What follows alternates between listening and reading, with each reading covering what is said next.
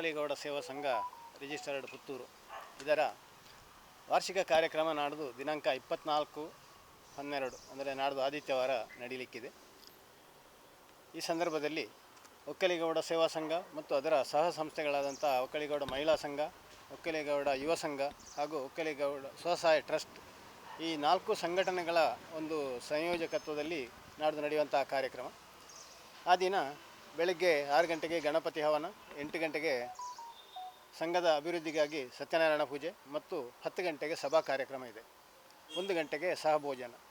ಈ ಸಭಾ ಕಾರ್ಯಕ್ರಮದಲ್ಲಿ 3 ಸಂಘಗಳ ಪದಪ್ರದಾನ ಕಾರ್ಯಕ್ರಮ ನಡೆಯಲಿಕ್ಕಿದೆ. ಇಲ್ಲಿ 2 ವರ್ಷಕ್ಕೊಮ್ಮೆ ನಮ್ಮ ಅಧಿಕಾರಾವಧಿ ಬದಲಾಗ್ತದೆ. ಆ ರೀತಿ ಈ ಸಲ ಪದಪ್ರದಾನ 3 ಸಂಘಗಳ ಪದಪ್ರದಾನ ನಡೆಯಲಿಕ್ಕಿದೆ. ಈ ಸಂದರ್ಭದಲ್ಲಿ ಆದಿಚುಂಚನಗಿರಿ ಮಹಾಸಂಸ್ಥಾನ ಮಠದ ಶಾಖಾ ಮಠ ಮಂಗಳೂರು ಇಲ್ಲಿನ ಸ್ವಾಮೀಜಿಗಳಾದಂಥ ಶ್ರೀ ಡಾಕ್ಟರ್ ಧರ್ಮಪಾಲನಾಥ ಸ್ವಾಮೀಜಿಯವರ ಆಶೀರ್ವಚನ ಇದೆ. ಮುಖ್ಯ ಅತಿಥಿಗಳಾಗಿ ನಿಕಟಪೂರ್ವ ಪುತ್ತೂರು ಶಾಸಕರಾದಂತಹ ಸಂಜೀವ ಮಠಂದೂರು ಮತ್ತು ಸಹಾಯಕ ಆಯುಕ್ತರಾದಂಥ ಗಿರೀಶ್ ನಂದನ್ ಇವರು ಅತಿಥಿಗಳಾಗಿ ಭಾಗವಹಿಸಲಿಕ್ಕಿದ್ದಾರೆ.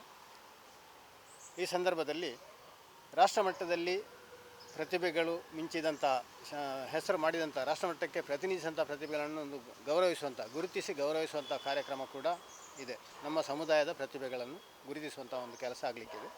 ಅದೇ ರೀತಿ ಈ ಸಲ ನಾವು ಹಲವಾರು ವರ್ಷದಿಂದ ಚಿಂತನೆ ಮಾಡಿದಂಥ ಒಂದು ಸಾಧಕ ಪ್ರಶಸ್ತಿ, ಗೌಡ ಸಾಧಕ ಪ್ರಶಸ್ತಿ 3 ಮಟ್ಟದಲ್ಲಿ ಕೊಡಲಿಕ್ಕಿದ್ದೇವೆ. ಒಂದು ಮಾತೃ ಸಂಘದಲ್ಲಿ, ಇನ್ನೊಂದು ಮಹಿಳಾ ಸಂಘಕ್ಕೆ, ಇನ್ನೊಂದು ಯುವ ಸಂಘದಲ್ಲಿ ಸಾಧಕ ಪ್ರಶಸ್ತಿಯನ್ನು ಕೂಡ ಈ ಸಲ ಕೊಡಲಿಕ್ಕಿದ್ದೇವೆ. ಅದು ಇನ್ನು ಮುಂದೆ ನಿರಂತರವಾಗಿ ನಡೀಲಿಕ್ಕಿದೆ.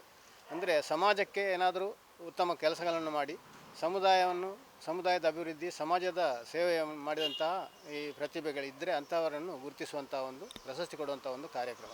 ಅದಕ್ಕೆ ಒಂದು ಸ್ಕ್ರೀನಿಂಗ್ ಕಮಿಟಿ ಇದೆ. ಆ ಸ್ಕ್ರೀನಿಂಗ್ ಕಮಿಟಿಯಲ್ಲಿ ಬಂದಂಥ ಅರ್ಜಿಗಳನ್ನು ಪರಿಶೀಲಿಸಿ ಅಲ್ಲಿ ಅವರು ನಿರ್ಧರಿಸ್ತಾರೆ.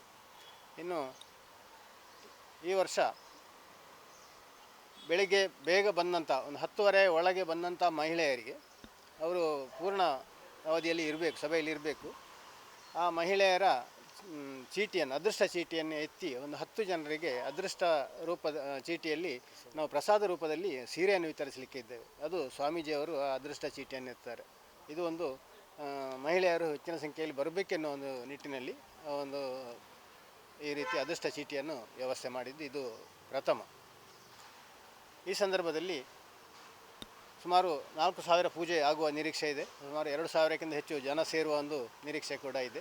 ಈ ಸಂದರ್ಭದಲ್ಲಿ ತಮ್ಮ ಮಾಧ್ಯಮಗಳು ಹೆಚ್ಚಿನ ಪ್ರಚಾರವನ್ನು ಮಾಡಿ ಆ ದಿನ ಕಾರ್ಯಕ್ರಮ ಯಶಸ್ವಿಗೆ ತಾವು ಸಹಕರಿಸಬೇಕು ಅಂತ ನಮ್ಮಲ್ಲಿ ಮನವಿ ಮಾಡ್ತಾ ಇದ್ದೇನೆ.